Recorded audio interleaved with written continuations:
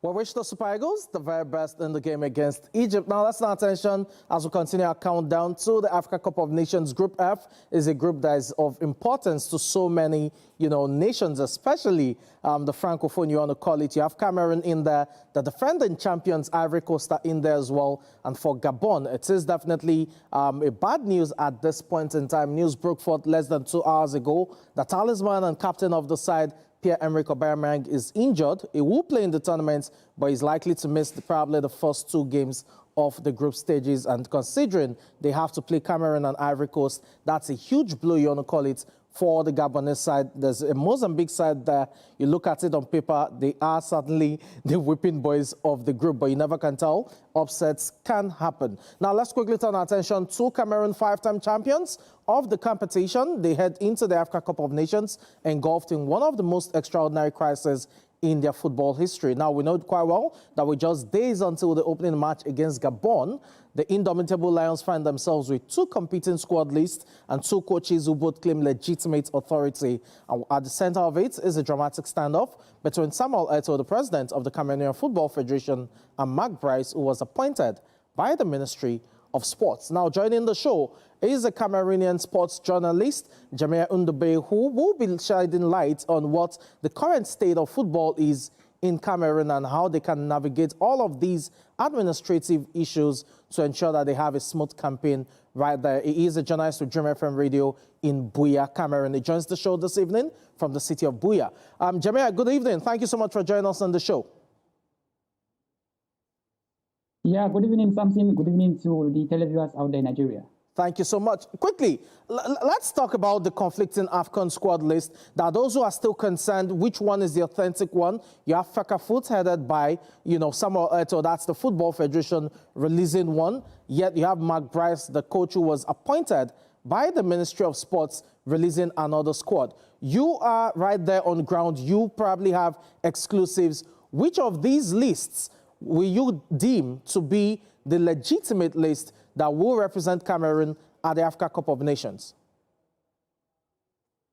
Well, I think this problem actually between the Football Federation and the Ministry of Sports actually started sometime in 2014 when they came up with a convention which had to do with the Federation proposed a coach, while the ministry can also propose a coach. But in the failure of the Federation proposing a coach, the ministry can come in to impose a coach on them because it's the government that pays the coach. So that has worked for the past president. But when Eto'o came in, he tried to change some of those things. But now back to your question, that which list is the legitimate list? It is the list of the new head coach, David Pago. Now, what happened is that, with the present situation that we find ourselves, the federation is the one in charge of football. That's no fact. That's no fact to argue about, because the federation gives the list, sends the email to the various clubs, not the ministry. So that is why when Eto'o had to relieve Mark Bryce of his duties, it was accepted by FIFA because they know that Fecafoot. Now, whatever Fecafoot has with the federation, the ministry, it is their business. But FIFA deals directly with the federation. That is why when David Pago was appointed, FIFA quickly updated their website and saying the new coach of Cameroon is David Pago. Now, it has been confirmed, done and dusted, that Mark Bryce has been sacked. A meeting was held last week and chaired by the sports minister, Professor Nancy Smole-Kombi, who chaired this meeting and acknowledged the fact that Mark Bryce has been sacked by the Football Federation. So that alone puts all doubts on whether there is a conflicting list which Mark Bryce had earlier published, saying that the presidency is the one in charge to issue a sack letter to him, not the federation, because actually it was a government that actually appointed Mark Bryce, not the federation. And so it was wrong for the federation to actually sack him, according to Mark Bryce. But however, that meeting of last week at the Ministry of Sports office out there in the capital city, Yaoundé, the minister openly acknowledged that Mark Breeze was relieved of his duties. And so that gave room for David Pago to be the new coach of the Indomitable Lions of Cameroon. And that cemented all the speculations about the squad who list. Has a list and who, yeah. Okay, so let me butt in here quickly. Permit me to butt in here quickly.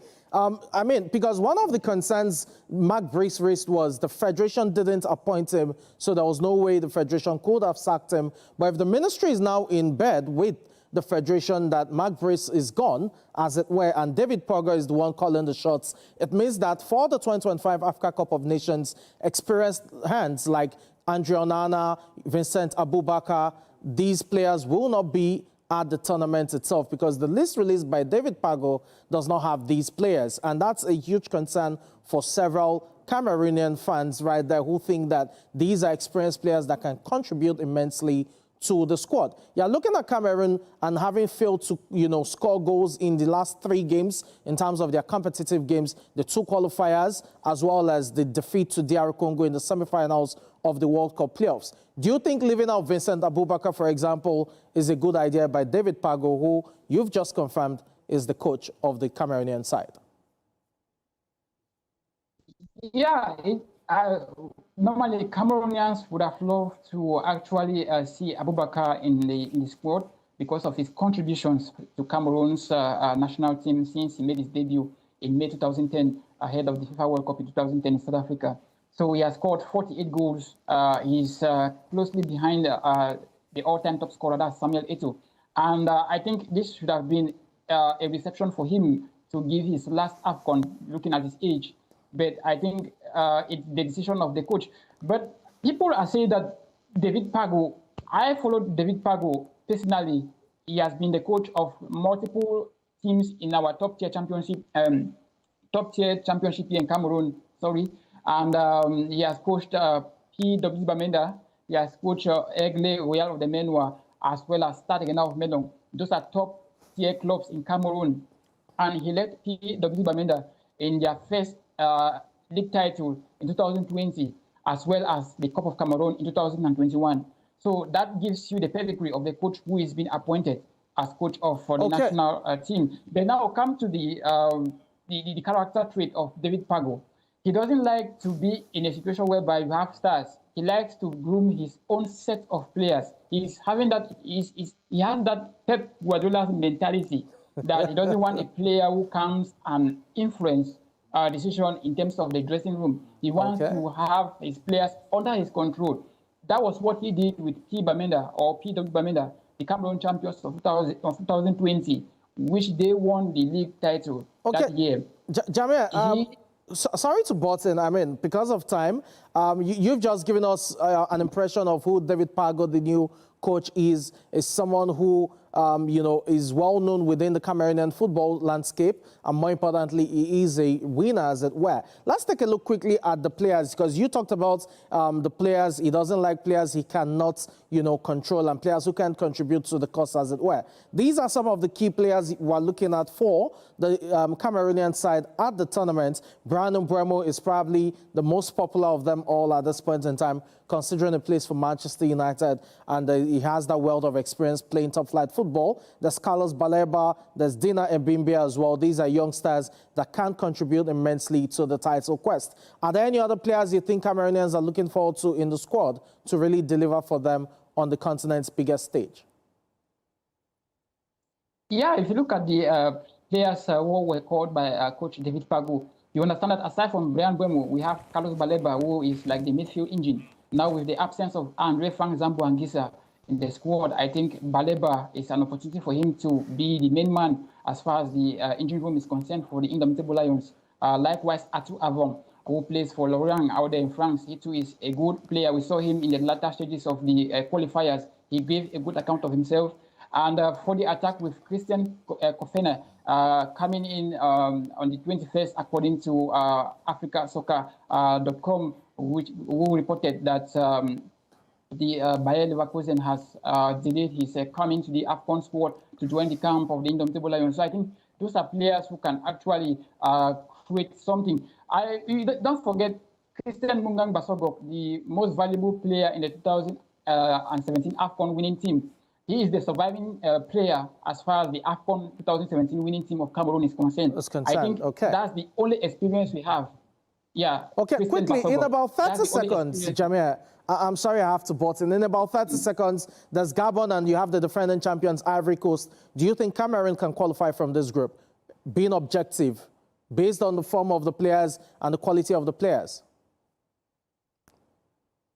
Well, as a Cameroonian, normally you have to actually wish well for your nation. But as it stands, we are all Cameroonian football lovers and critics are still putting their hands crossed and awaiting what David Pagu will do as far as this top job is concerned. I would say it's going to be difficult for us to really get out of that group, because when I look at Gabon, Cote d'Ivoire, I think it's really going to be tough. Okay. But I foresee that the first game is going to determine whether we are going to qualify for the knockout stage. Okay. Well, good news for Cameroonians. The first game, Pierre-Emerick Aubameyang will be missing that due to injury. Let's see if they can capitalize on the absence of the Gabonese captain to really make it count in a group that has Ivory Coast and Mozambique. I have to thank so much Jamia Ndube, Cameroonian sports journalist with Dream FM. Thanks so much for your time on the show this evening. Yeah, it's always a pleasure to share my honor vocabulary as far as the African football is concerned, and Cameroon in Thank you so much. I hope that next time I'll do much more insight as far as Cameroon is concerned. Thank you so much. Well, we'll just continue with the